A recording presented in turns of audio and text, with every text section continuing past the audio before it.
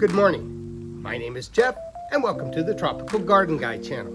Today I'm going to show you how I pot up Plumerias, more specifically a Plumeria branch that I cut off my outdoor growing pink Plumeria here in Modesto, California, Zone 9B. But first, if you like this channel, make sure to hit the like, subscribe button, the notification bell. Comments and questions, leave them in the comment section below.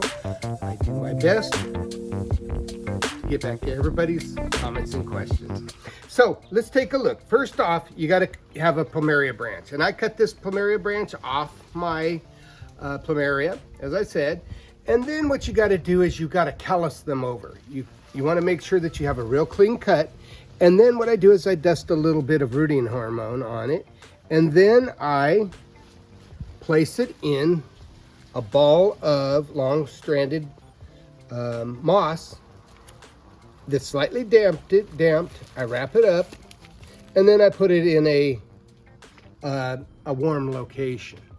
So say you have this already filled with the roots. Usually takes a month or two, sometimes as early as 2 weeks. But once this ball of moss fills up with roots, you want to gently remove it. And another thing I wanted to show everybody, take a look. You can tell whenever it's ready to be transplanted because it starts this, I call it chicken feeding. It's where the top starts to grow rapidly. So yeah, so then let me show you how I pot these guys up. So as you can see, I have a lot of roots growing through this long fibered moss. And it's time. You just leave this moss on there, and I mix up my potting soil. I use, this is Miracle Grow potting soil. I like the moisture control. And then I have equal amounts, give or take, of perlite. Place them into a mixing container that I like to mix. Be careful, see this dust? You should be wearing a face mask because that dust is not good for your health.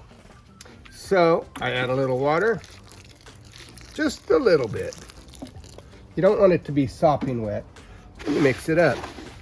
The goal is to have 50-50 potting soil and perlite.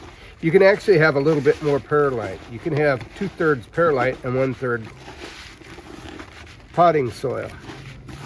And you mix it all up. And then I put a little bit in the bottom.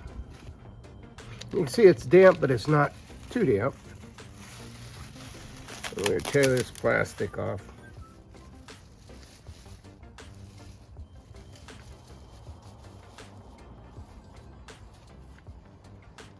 I leave the moss on it.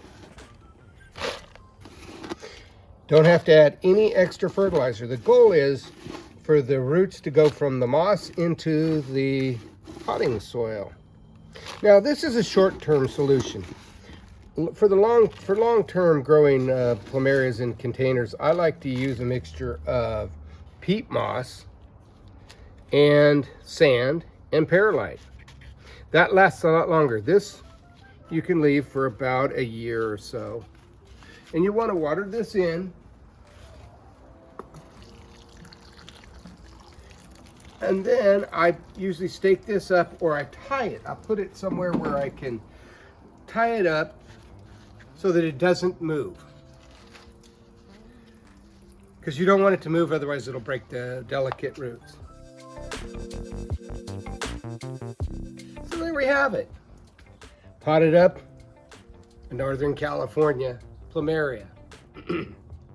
My name is Jeff. If you like this channel, make sure you hit that like, the subscribe button, the notification bell. Comments or questions, leave them in the comments section below. I do my best to get back to everybody with their comments and questions. Also, don't forget to share this video. A lot of people don't realize, but you can grow Plumeria in Northern California. You have a wonderful day.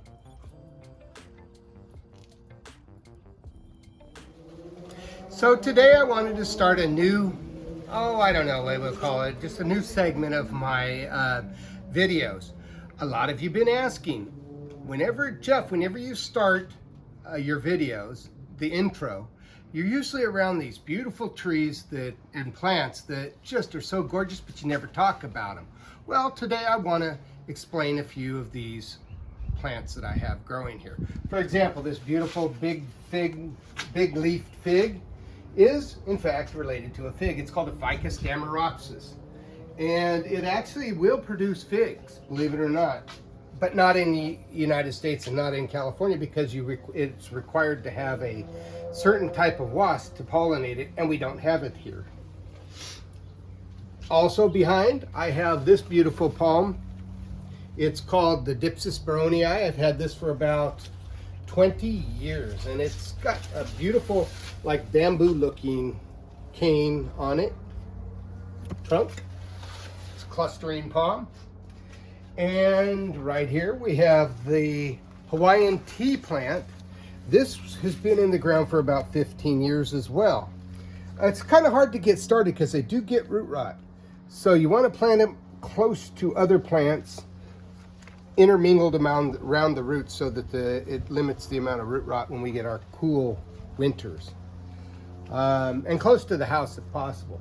This tree right here is the high mountain coconut, Phoenix alfredii. Looks a lot like a coconut palm, but it's a lot hardier. And it's not a coconut. It does produce seed, but it's not edible, I don't think. The other thing right here is I have my Mauritius lychee tree. Yes, you can grow lychees in California, believe it or not, and even Northern California, because I have them fruiting, and it's fruiting right now. It's unprotected, as you can see. Look at all those young lychees. So that's it. That's the plants I have growing around my intro area. You have a great day.